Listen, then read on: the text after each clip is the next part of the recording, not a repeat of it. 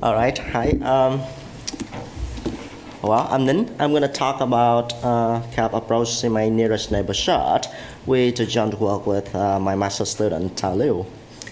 How can I say? All right, so I'm just talking in a very an easy way. So I'm not using any technical term. So the nearest neighbor search is very simple.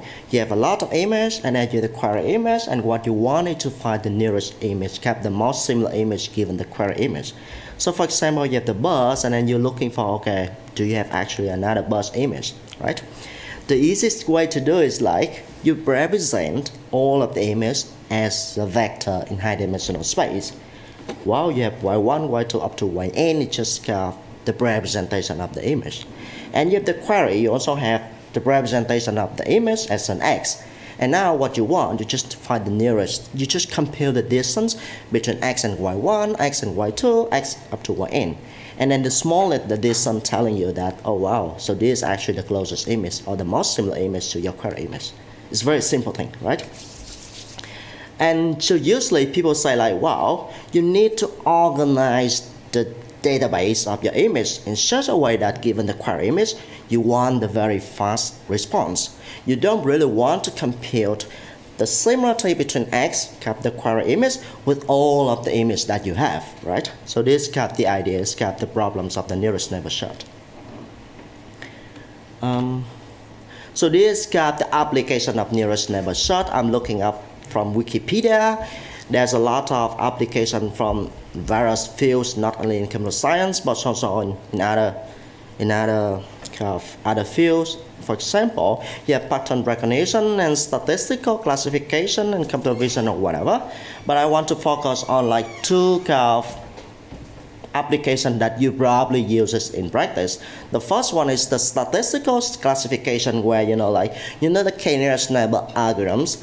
Given the query queue, you want to find the nearest neighbor, the most k-similar object to the query queue, and then oh, I know the label of the nearest neighbor, and then you're going to assign the new label to the query image.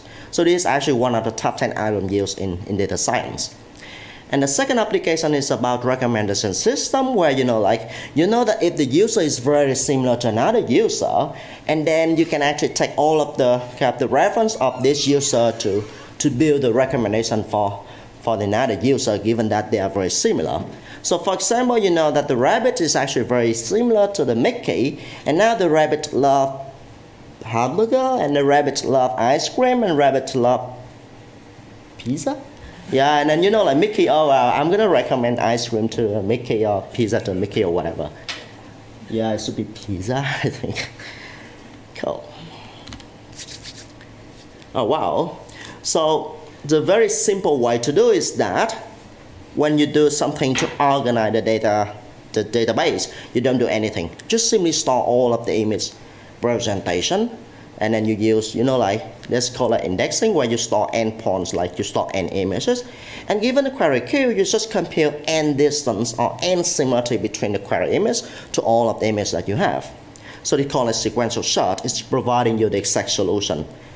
Well, it's nice, but people are not happy with that. Think of the way where you have like million of points or million of images or billion of images, and you have like roughly just 10,000 queries, and then you really want to answer 10,000 queries in a second, right? So the application is very simple. If you think of the Twister processes a lot of tweets, and then they want to extract the training topic. They execute a lot of nearest neighbor search, where the query is just a new tweet, and they want to know, okay, there are a lot of similar tweets given the new tweet, and they want to build up the training topic. They want to find the training topic, and the nearest neighbor search is the main operation in Twister.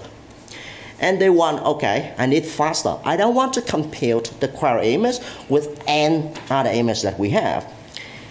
It turned out to be that problem is very difficult. So why difficult? How difficult it is? So think of like now you're indexing, you store n image, right?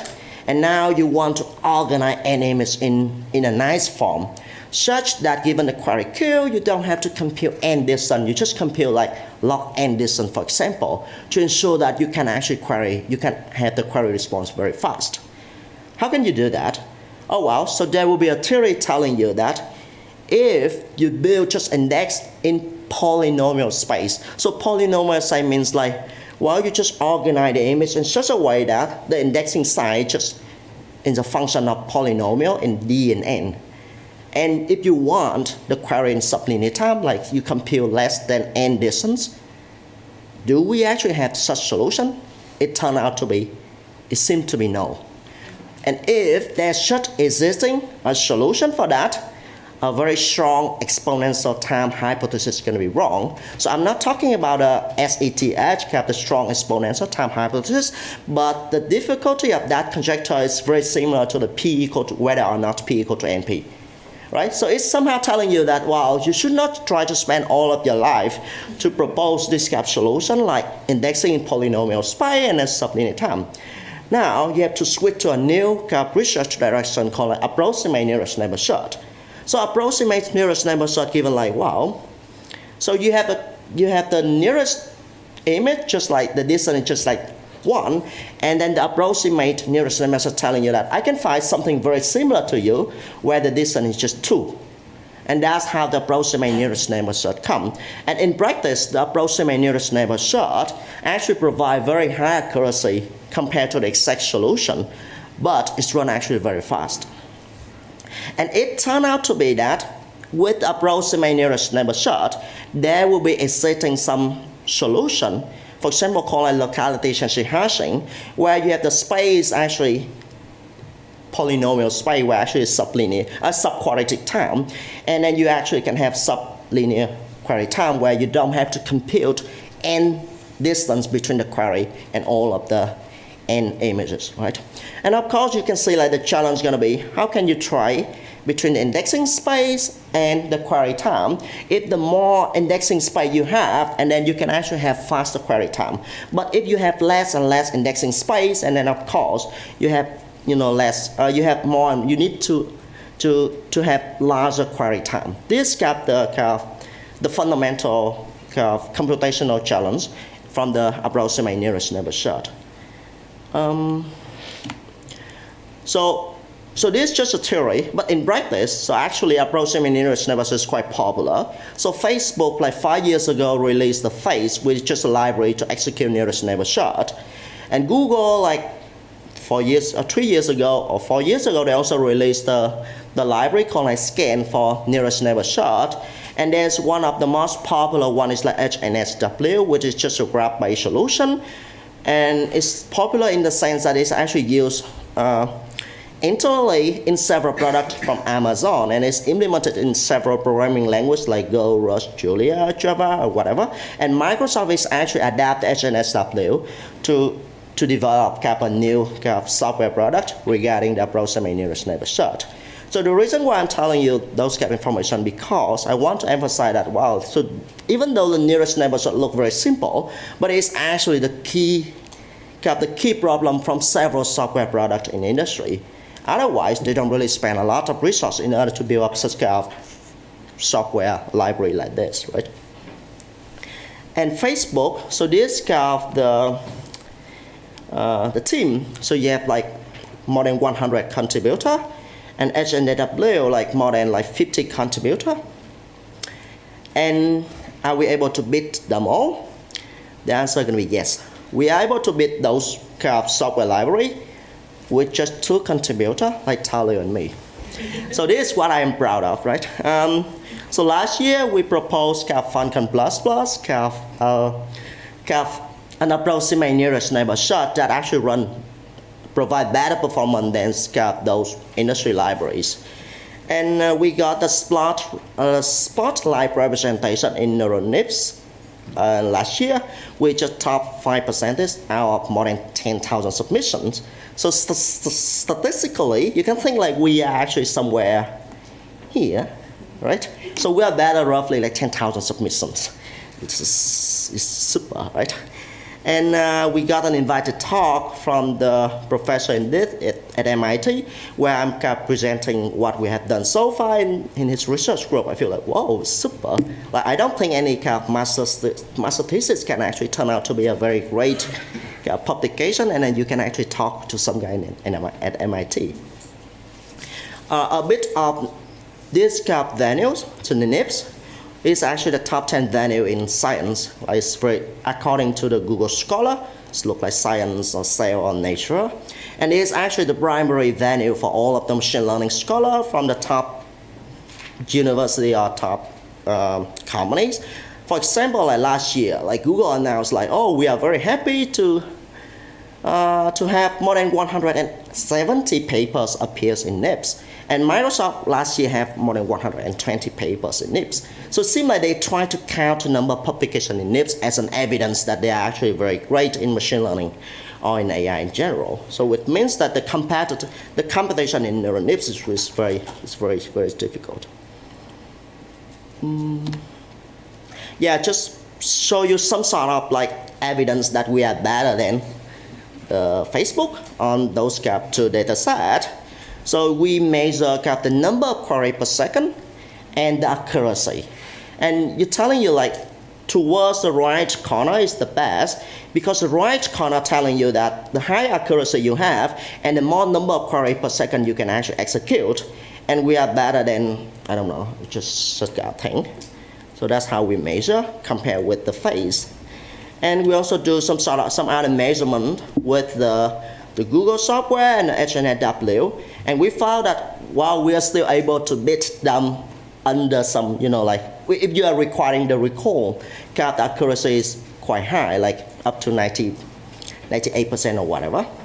And the nice thing is that in order to run it in multi-threading, we don't have to do anything except adding one line of code, this kind of thing. And then it's automatically fast. And it's actually helping us to run faster than HNSW, which is also multi-threading, and the scan, which is not multi-threading. So somehow it's a bit of, it's not fair to compare with scan because scan is not supporting multi-threading. But regarding the engineering's effort, right? You don't do anything except putting just one line of code. We're telling you that the amount of time you spend for engineering, the amount of time you spend for programming, it's very small, right? It's not that big compared to other software product.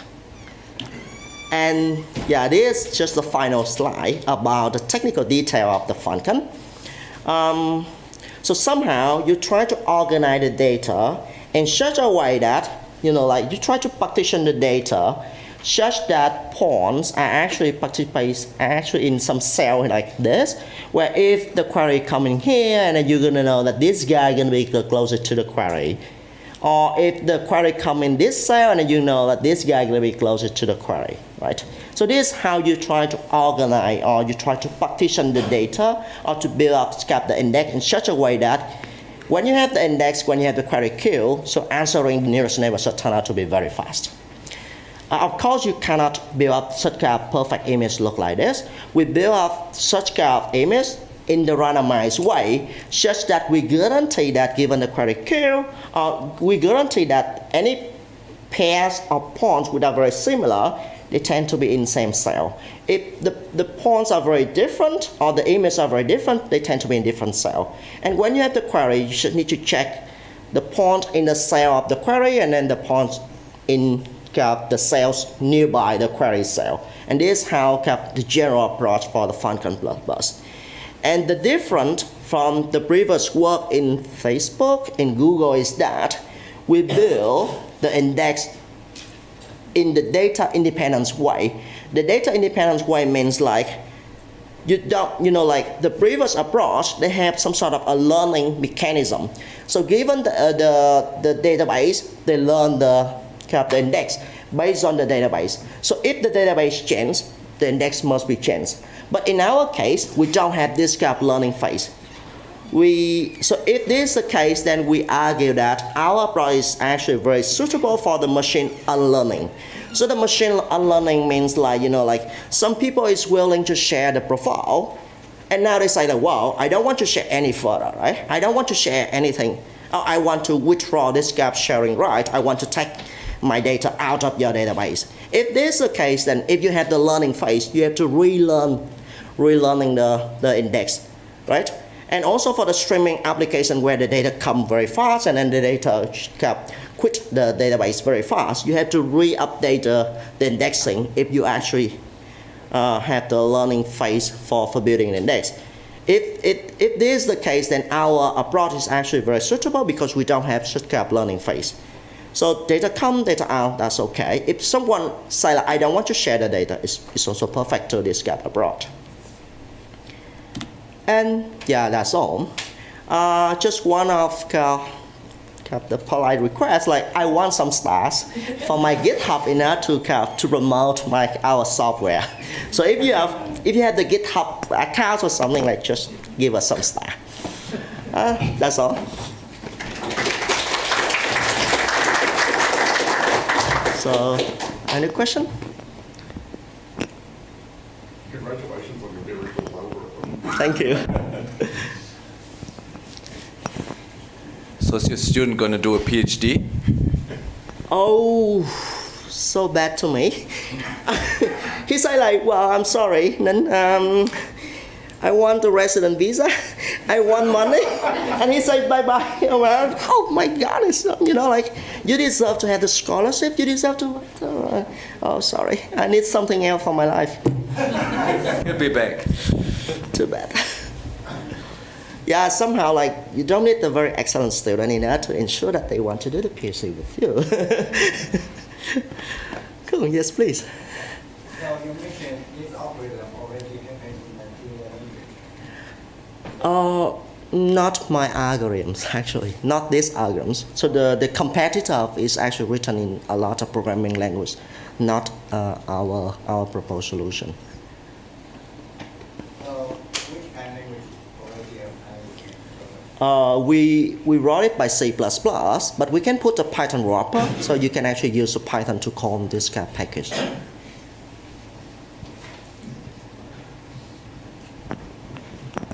Okay, thank you, Ninh. Let's thank him again.